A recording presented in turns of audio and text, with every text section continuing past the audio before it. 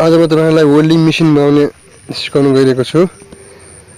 यो एउटा फलामको पाटा हो तारमा जोडिएको। यो अर्को फलामको पाटा हो तारमा जोडिएको। यताबाट गएर सिधै यसमा जोडिएको छ जसमा चाहिँ यो हामी वेल्डिङ मेसिनमा अर्थिङ भन्छ। यस पानी हालेको छ यहाँ 10 लिटर पानी बाल्टीमा चाहिँ त्यसमा चाहिँ 10 ग्रामको नुन हालेको छु।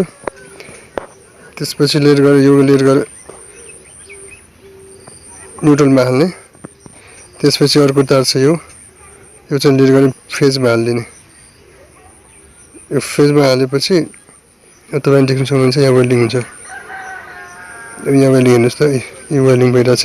यो वेल्डिङ हुन्छ धेरै राम्रोसँग वेल्डिङ हुन्छ। जोरदार तरिकाले वेल्डिङ हुन्छ।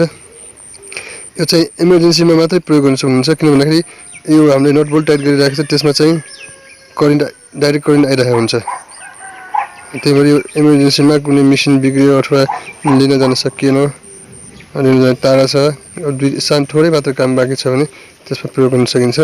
अथवा सानो चीजहरु पनि वेल्डिङ गर्नलाई हामीले यो प्रयोग गर्न सकिन्छ। ल हेर्नुस् त